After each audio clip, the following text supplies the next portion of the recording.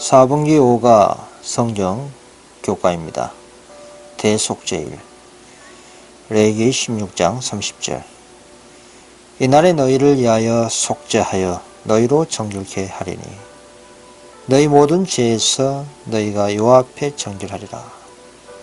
우리는 위대한 대속죄일에 살고 있으며 지금은 모든 사람이 하나님 앞에서 회개하고 자기 죄를 고백하고 살아있는 믿음으로써 십자가에 못 박히시고 살아나신 구주의 공로를 의지해야 할 때이다 라고 권면하고 있습니다. 1월 소재입니다. 최후의 봉사. 가번 밀러와 그와 연합한 사람들은 그들이 성소에 관한 어떤 필수적인 진리를 광고했다는 것을 깨달았는가? 먼저 레위기 16장 29절 말씀 보시면 너희는 영원히 이 규례를 지킬지니라. 7월 곧 그 달 10일에 너희는 스스로 괴롭게 하고 아무 일도 하지 말되 번토인이든지 너희 중에 우구하는 객이든지 그리하라. 이날에 너희를 위하여 속죄하여 너희로 정결케 하리니 너희 모든 죄에서 너희가 여호와 앞에 정결하리라. 히브리서 8장 2절 성소와 참 장막에 뿌린 자라. 이 장막은 주께서 베푸신 것이요 사람이 한 것이 아니라. 그리스도께서는 참 것의 그리스도 그림자인 손으로 만든 성소에 들어가지 아니하시고 오직 참 하늘에 들어가사 이제 우리를 위하여 하나님 앞에 나타나시고 말씀하십니다. 그렇습니다. 밀려는 다니엘서 8장 14절에 2300주야까지는 그때의 성소가 정결하게 함을 입으리라고 한 이 말씀을 해석할 때에 그 당시에 일반적으로 성소를 이 세상이라고 생각하던 견해를 믿었습니다. 그러므로 성소가 정결하인다는 말은 예수님께서 재림하실 때에 불로써 이 세상이 깨끗해지는 것을 의미하는 것이라고 믿었던 것입니다. 밀려는 2300주야의 끝이 분명히 예언된 것을 볼 때에 그것은 재림의 때를 알려준 것이라고 그렇게 결론 지었던 것입니다. 그와 같이 밀레의 잘못은 그가 성소에 관한 일반적인 견해를 받아들인 것 때문이었습니다. 그리스도의 희생과 제사장 직분을 표상하는 구약시대의 상징적 의식에 있어서 성소를 정결케 하는 일은 제사장이 하는 연중 봉사 중에 맨 마지막 것이었습니다. 그것은 속죄의 사업을 완성한 일이고 이스라엘 사람들의 죄를 도말하고 제거해 버리는 그런 일이었습니다. 그것은 하늘의 기록책에 적혀있는 하나님의 백성의 죄를 도말하고 제거하시는 하늘의 대제사장 그리스도의 최후의 봉사를 예표하는 것이었습니다. 이 봉사는 조사하는 일, 곧 심판하는 일로서 그리스도께서 건세와 영광으로 구름을 타고 재림하시기 전에 있을 일입니다. 왜냐하면 그리스도께서 다시 오실 때는 모든 사건이 결정된 후가 되기 때문입니다. 그리스도의 피가 회개한 죄인을 율법의 정죄에서 풀어줄 것이었지만 죄를 완전히 없이 하지는 못할 것이었습니다. 그 죄는 최종적 속죄 때까지 성소의 기록에 남아있을 것입니다. 이와 같이 모형에 있어서도 속죄 제물의 피는 회개한 사람에게서 죄를 제거했으나 그것은 속죄일까지 성소에 남아있었습니다. 최후의 보상의 큰 날에 죽은 사람들이 자기 행위를 따라 책들에 기록된 대로 심판을 받을 것입니다. 그때의 그리스도의 속죄의 공로로 말미암아 회개한 모든 사람의 죄가 하늘책에서 도말될 것입니다. 이와 같이 하여 성소는 죄의 기록에서 해방 또는 정결케 되는 것입니다. 모형에 있어서 이 속죄의 대사업, 곧 죄를 도말하는 일은 대속죄일의 봉사, 곧 속죄제물의 피의 공로로 말미암아 성소를 더럽혀 왔었던 죄를 제거함으로써 성취된 성소의 정결로 예표되었습니다. 최후의 속죄 때에 진심으로 회개한 자의 죄가 하늘의 기록에서 도말되고 다시 기억되거나 마음에 떠오르지 않게 되어 있는 것과 같이 그 상징에 있어서도 죄는 회중으로부터 영원히 분리되어 광야로 옮겨지게 되던 것입니다. 사단은 죄의 창시자였습니다. 하나님의 아들의 죽음의 은인이 된 모든 죄의 선동자였습니다. 그래서 하나님의 공의는 사단이 최종적 벌을 받을 것을 요구합니다. 사람의 구속과 우주를 죄에서 정결하기 위한 그리스도의 사업은 하늘 성소에서 죄를 제거하고 마지막 형벌을 받게 될 사단에게 이 모든 죄를 돌림으로 끝나게 될 것입니다. 그와 같이 모형적 봉사에 있어서도 연중 봉사는 성소의 정결과 아사세를 위하여 제비법은 염소의 머리 이외의 죄를 고백하고 그 염소를 정한 사람으로 하여금 무인지경으로 쫓겨나게 하여서 다시 이스라엘 회중으로 돌아오지 못할 것처럼 사단도 하나님과 그분의 백성 앞에서 영원히 쫓겨나고 죄와 죄인들이 최후에 멸망할 때 그 존재가 사라지게 되는 것입니다. 자, 다음 5일 소재입니다. 엄숙한 시간. 1844년에 2300일이 끝날 이래로 우리의 대제사장 예수 그리스도는 어디에서 중보하고 계시며 이것이 왜 그렇게 중요한가? 히브리서 9장 1절에 첫 언약에도 성긴 예법과 세상에 속한 성소가 있더라. 예배양 첫 장막이 있고 그 안에 등대와 상과 진설병이 있으니 이는 성소라 일컫고 또 둘째 휘장 뒤에 있는 장막을 지성소라 일컫나니 계시록 11장 19절에 이에 하늘에 있는 하나님의 성전이 열리니 성전 안에 하나님의 언약궤가 보이며 또 번개와 음성들과 내성과 지진과 큰 우박이 있더라 했습니다. 그렇습니다. 이에 하늘에 있는 하나님의 성전이 열리니 성전 안에 하나님의 언약궤가 보이더라고 했습니다. 이 언약궤는 성전의 둘째 칸 곧 지성소에 있었습니다. 하늘에 있는 것의 모형과 그림자인 지상성막의 봉사에 있어서 지성소는 오직 대속죄일에만 성소를 정결케 하기 위하여 열렸습니다. 그러므로 하늘에 있는 하나님의 성전이 열리고 언약궤가 보였다는 말은 1844년에 그리스도께서 속죄의 마지막 사업을 하시기 위하여 하늘 지성소로 들어가실 때에 그 지성소가 열린 것을 말하는 것입니다. 예수님께서 지성소의 봉사를 위하여 그곳으로 들어가실 때 믿음으로 그들의 대제사장을 따라간 자들은 언약궤를 본 것입니다. 성소 문제를 연구한 성도들은 그리스도의 봉사가 변경된 것을 깨닫게 되었고 예수님께서 하나님 언약궤 앞에서 봉사하시되 당시에 피를 가지고 죄인들을 위하여 중보하고 계신 것을 깨닫게 된 것입니다. 지상 성막에는 언약궤에는 하나님의 율법을 새긴 두 돌판이 들어있었습니다. 언약궤는 율법의 돌판을 얻는 개척에 불과했지만 돌판에 새긴 하나님의 율법이 들어있기 때문에 그 언약궤는 귀중하고 신성하게 취급됐습니다.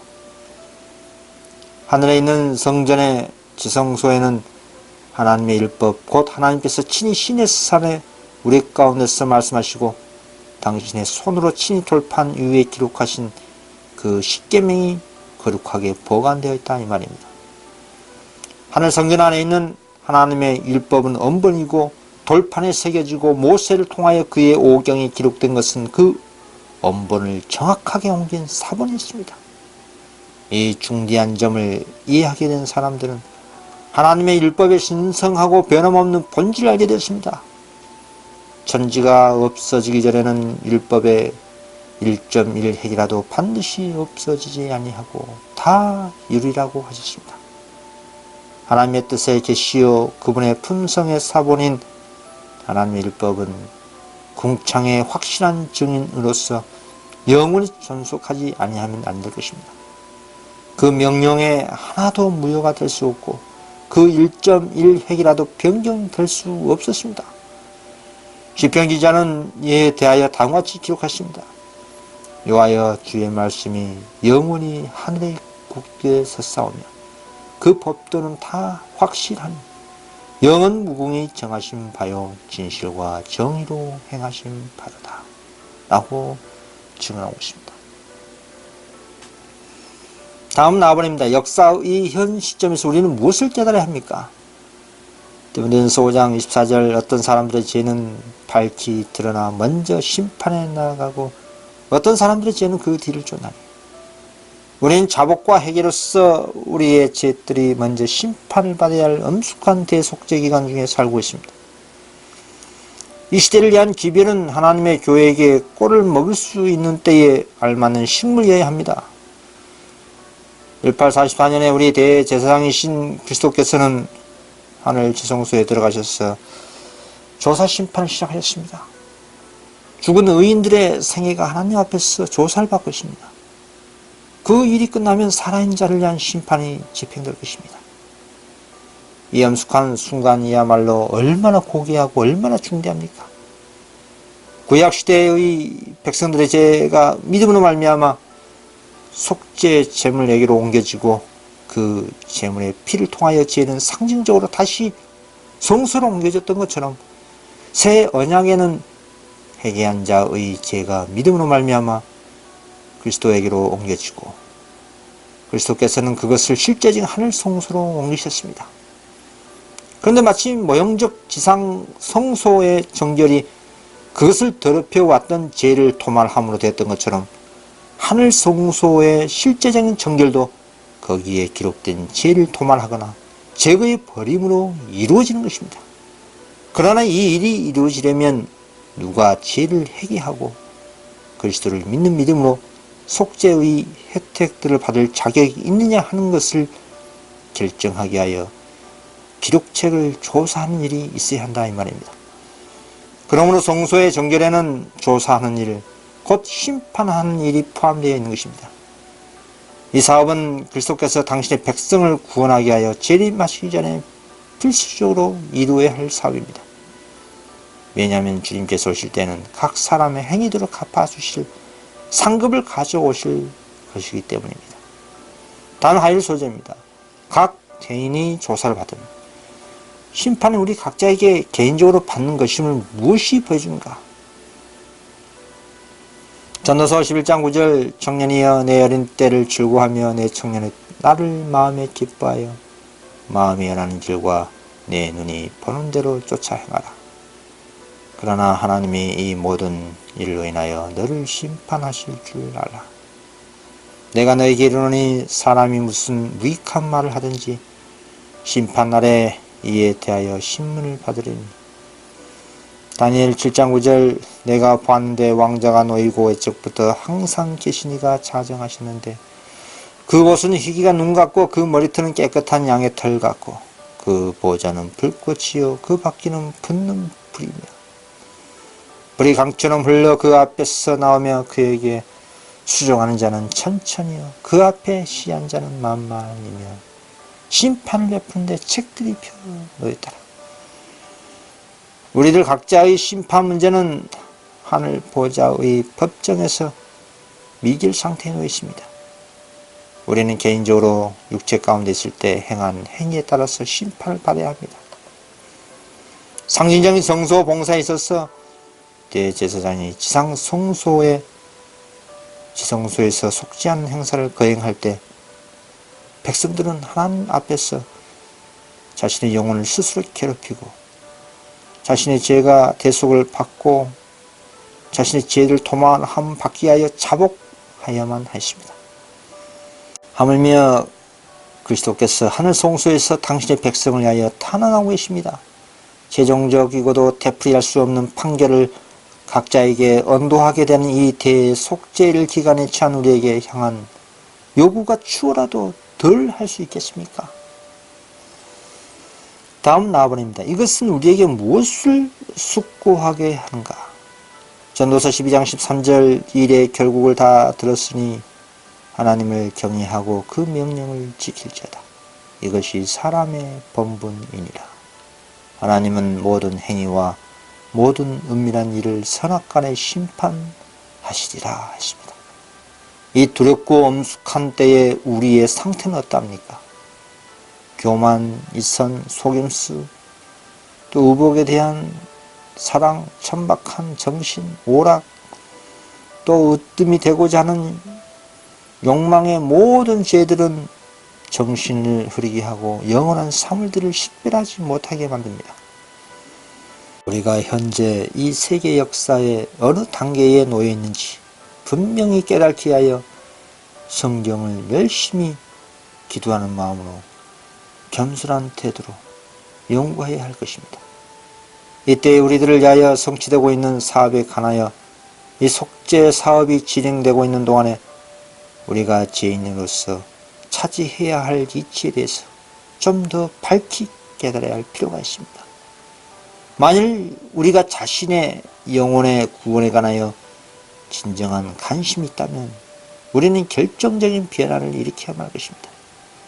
우리는 진정한 참회의 정신으로 예수님을 찾아야 하고 깊은 참회의 태도로 죄들을 자복하고 죄의시함을 받아야 합니다. 시편 기자는 여호와의 율법은 완전하다고 말했습니다. 여호와의 율법의 그 단순함, 포괄성, 그리고 그 완전성이 얼마나 놀랍고 신비스럽습니까?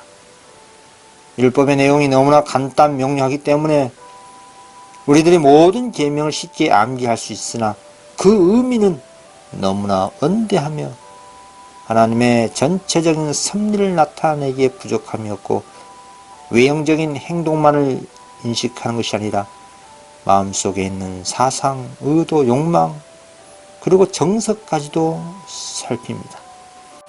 인간의 율법은 이 같은 일을 할 수 없습니다. 인간의 법은 다만 외형적인 행동만을 제재할 수 있습니다.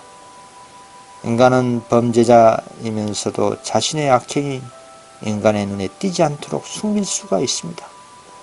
또한 도둑질, 살인 혹은 간통죄를 범한 형사상의 범인이 되고서도 발견되지 않는 이상 그 법이 그를 범죄자로 정죄할 수가 없습니다.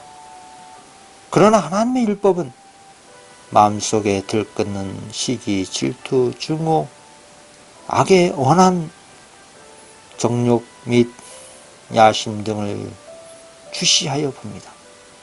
이러한 악의 시대는 뜻은 있으나 기회가 없어 행동으로 나타나지 않을 뿐 언제든지 기회만 있으면 행동으로 옮겨질 것입니다.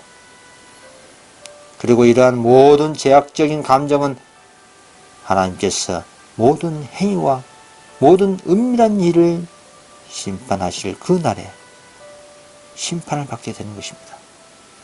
다음 수요일 소재입니다. 논리적인 시기. 왜 조사심판이 그리스도의 재림 전에 필요합니까? 마태복음 16장 27절에 인자가 아버지의 영광으로 그 천사들과 함께 오리니 그때에 각 사람의 행한 대로 갚으리라.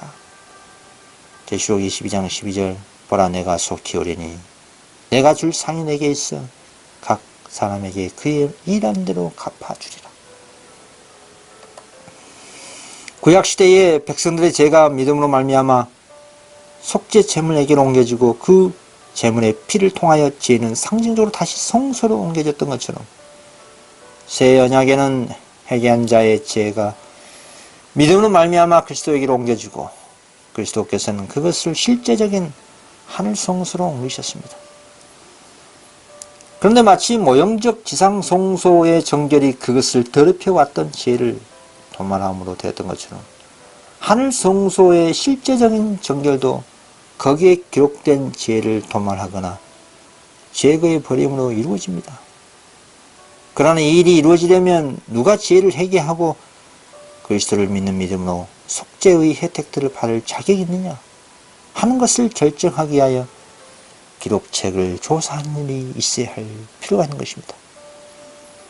성도의 구원의 심판을 그리스도와 하늘 천사가 하는 이 사업은 하나님이 성도의 구원을 일방적으로 결정하는 사업이 아니라는 것을 온 우주 거민으로 하여금 하나님이 공의로우시다는 것을 입증할 필요한 심판 사업인 것입니다.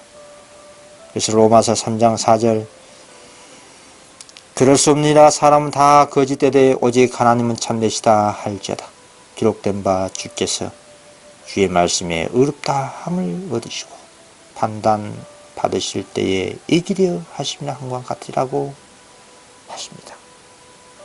그러므로 성소의 정결에는 조사하는 일, 즉 공의로운 심판하는 일이 포함되어 있는 것입니다. 이 사업은 그리스도께서 당신의 백성을 구원하기 위하여 재림하시기 전에 이루어져야 하는 것입니다.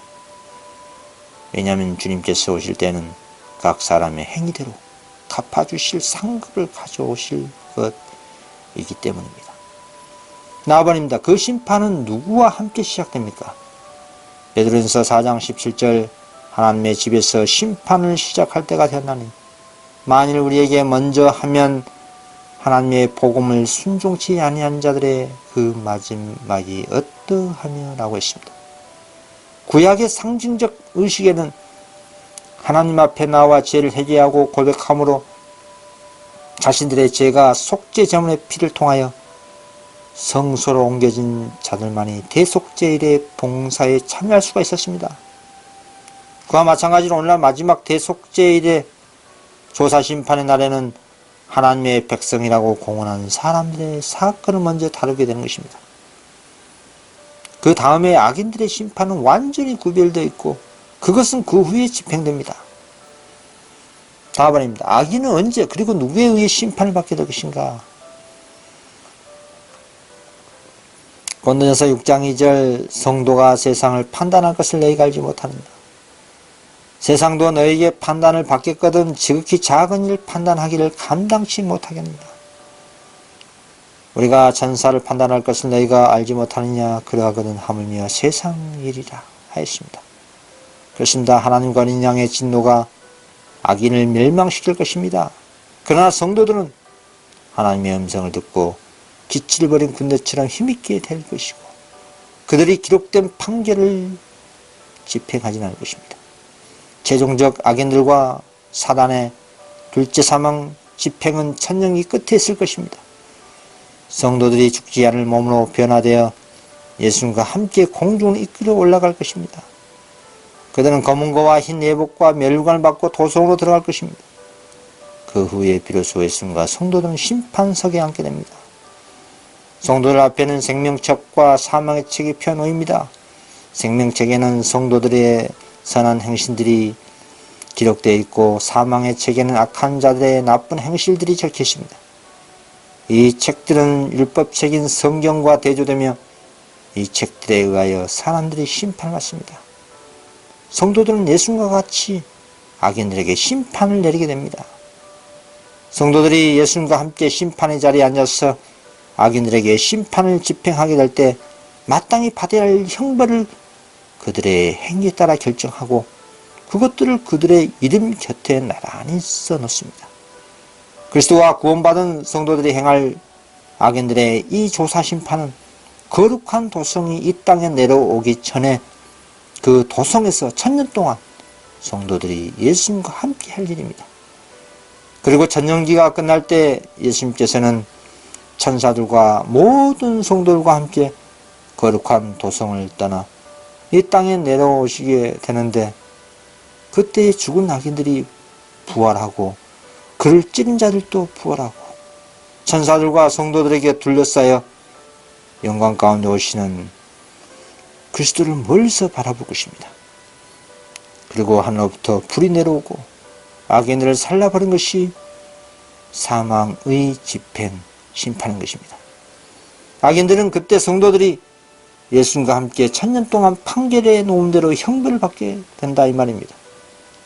하나님께로부터 나와 악인들을 살라버린 바로 그 불이 온 땅을 정결케 하게 됩니다.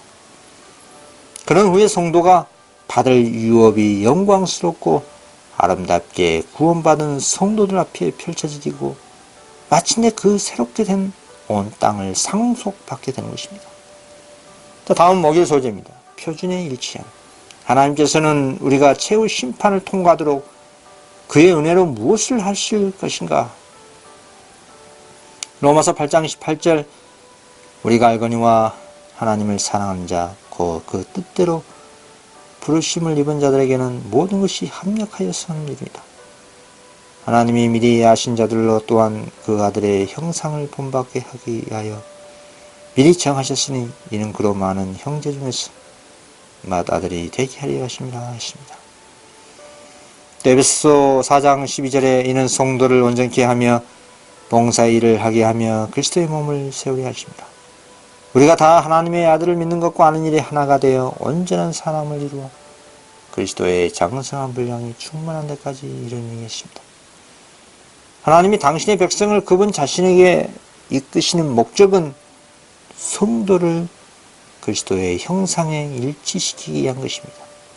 진실하고 겸손하고 정직한 그리스도인은 완전한 품성으로 변화될 것이고 그의 마음은 언제나 그리스도의 형상에 일치한 메시니로 하나님께 영광 돌리게 할 것입니다. 이러한 그리스도인은 하나님 안에서 확립될 것입니다. 하나님의 은혜가 시작한 이 일은 성도가 예수님께 가까이 가려는 진지한 노력과 결합하면 하나님의 나라에서 영광으로 완성될 것입니다. 다음은 나아버립니다. 하나님의 율법은 우리의 품성을 예수님의 형상과 일치시키기 위하여 왜 필수적인가? 로마서 7장 7절 그런즉 우리가 무슨 말 하리요? 율법이 죄냐? 그럴 수 없느니라. 율법으로 말미암지 않고는 내가 죄를 알지 못했으니 그 율법이 탐내지 말라 하지 아니하였다면 내가 탄심을 알지 못하였으리라. 디모데전서 1장 8절 그러나 사람이 율법을 법있게 쓰면 율법은 선한 것인 줄 우리는 아노라 했습니다. 요한 1서 1장 9절에 만일 우리가 우리 죄를 자백하면 저는 미쁘시고 의로우사 우리 죄를 사하시며 모든 불의에서 우리를 깨끗게 하실 것이요 했습니다. 하나님의 율법은 의의 표준이고 하나님의 품성의 사본이고 우리를 향한 사랑의 표현입니다. 하나님의 이 법은 우리의 품성의 결함을 식별하는데 들여다보는 도덕 거울입니다. 우리가 일반적으로 거울을 보면 그것은 우리 자신의 흠을 보여주지만 한 점이라도 제거하지 못합니다. 우리가 깨끗하게 되려면 가서 물에 씻어야 할 것입니다. 하나님의 율법도 이와 마찬가지입니다. 하나님의 크신 거울인 율법은 죄의 도덕적 결함을 드러내지만 그 율법이 우리를 구원하지 못하며 범법자를 용서할 건세가 없지만 그 율법은 십자가로 인도하는 몽학교사가 되는 역할을 합니다. 그래서 죄인에게 율법이 하는 일은 하나님께 대한 회개와 우리 주 예수 그리스도께 대한 믿음을 행사하게 하는 것입니다. 그리스도의 보혈로 죄인의 죄악은 모두 씻음을 받을 수가 있는 것입니다. 이같이 율법과 복음이 조화된 셋째 천사 기별에 성령께서 함께 하십니다. 이 기별을 받아들이는 영혼은 성령의 인도 아래 더 깊은 회개와 거듭남의 경험을 하시게 될 것입니다. 이번 성경 교과 공부 마치도록 하겠습니다. 감사합니다.